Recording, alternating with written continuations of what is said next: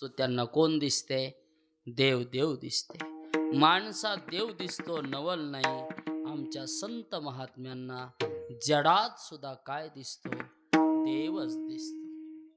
म्हणून वर्णन करताना म्हणले, पंढरी क्षेत्रातला दगड सुद्धा विठ्ठल आहे आणि पंढरी क्षेत्रातलं गवत सुद्धा विठ्ठल आहे. ऐका पंढरीचे महिमान, राहुलाती तुके समान, तेथील तृण आणि पाषाण, तेही देव जाणावे.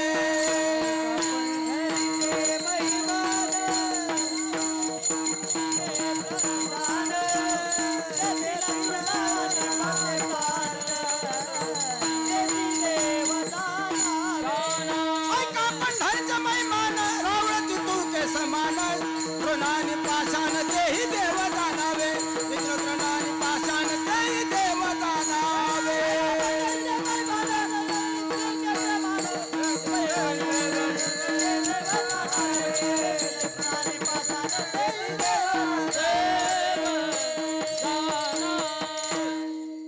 ऐका पंढरीचे महिमान, हे पंढरीचा महिमा आहे. तेथील तृण आणि पाषाण, तेही देव जाणावे. तिथले दगड सुद्धा कोण आहेत? देव आहेत. तिथले गवत सुद्धा देव आहेत. तिथले खिसे कापणारे सुद्धा माणसं ते बी म्हणते देव आहेत. बरं आता काय म्हणावं? तिथल्या दगडाला देव म्हटलं, त्या खिसे कापणाऱ्याला काय म्हणावं? हे महापुण्यवान म्हणावत का महापापी म्हणावत? हे तिथले तीर्थात जर पाप केलं ना तर वज्रलेप पाप होत असतं. कोणतं पाप? वज्रलेप पाप. म्हणून तिथे गेल्यावर तरी किमान गरीब वार करायला खूप हानीत जाऊ नका. लईच माणसं नादिक आहेत महाराज. वारीत गेल्यावर मी बघत असतो, मला ते पटतच नाही, माझ्या बुद्धीलाच पटत नाही. तुम्ही कोण आहेत हे देवाला तुमचं सगळं माहिती आहे. माणसं म्हणते तिथं वशिला लावू ना, तिथला पोलीस आपल्या ओळखीचा आहे, सोडताय ते. अरे नका नका, चोरट दर्शन आहे ते, चोरट. उलट देव म्हणतोय, दुष्टा माझे गरीब वारकरी उभे आहेत आणि तू कशाला आलास इथं? नको नको.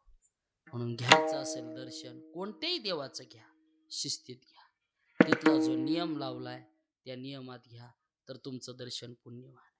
नाही तो मुखदर्शन घ्या आणि पांडुरंगाला सांगा, देवा आलो बर का.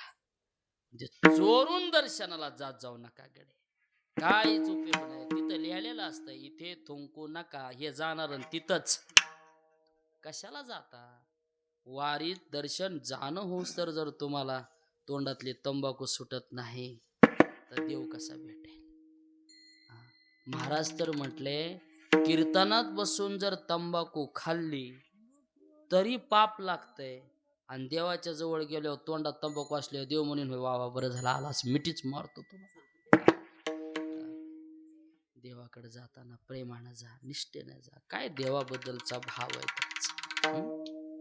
आपल्या लोकांना थोडं मी बोललो तर तुम्हाला वाईट वाटेल, पण परमार्थ थोडा करा, चांगला करा. देव थोडा करा, शुद्ध करा. कसं करा?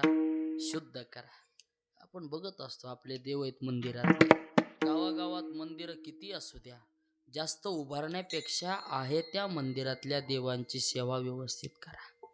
त्या देवावर काय पडलेलं असते महाराज, कुणी बघत नाही. आपल्या देवांची ती विटंबना आहे. तुम्हाला एखाद्या पाहुण्यानं घरी बोलविलं आणि घरी बोलून तुमचा जर अपमान करायला लागला तर तुम्हाला कसं वाटन बरं? समजा तुम्ही मला नागडगावला बोलविलं आणि नागडगावला बोलून तुम्ही मला नाराज केलं तर कसं वाटन? अपमान केलं. तसंच देवाचंही ना. देवाला तुम्ही देव म्हणून बसवलंय सिंहासनावर, तर सिंहासनावर बसवल्यानंतर त्याची तशीच सेवा घडली पाहिजे. तुम्ही तुमच्या कामात देव माना. कशात देव माना? तुम्ही तुमच्या कामात देव माना. तुम्ही शेतकरी आहे ना, तर तुम्ही शेतीत गेल्याबरोबर पायातली चप्पल काढा आणि शेतातली माती कपाळाला लावा आणि ठरवा की हीच भूमी आमच्यासाठी कोण आहे? देव आहे. देव तुमच्या कामातच देव आहे. भगवद्गीता दुसरं काही सांगत नाही आणि संतांनी तेच केलं. त्यांच्या कामात त्यांनी देव मानला आणि काम करता करता देवच केला. कामात बोलता नाही ते देवाचंच बोलले, कामालाच त्यांनी देवाचं भजन मानलं. मी अनेकांचे दृष्टांत देईल तुम्हाला. कामामध्ये काम काही मना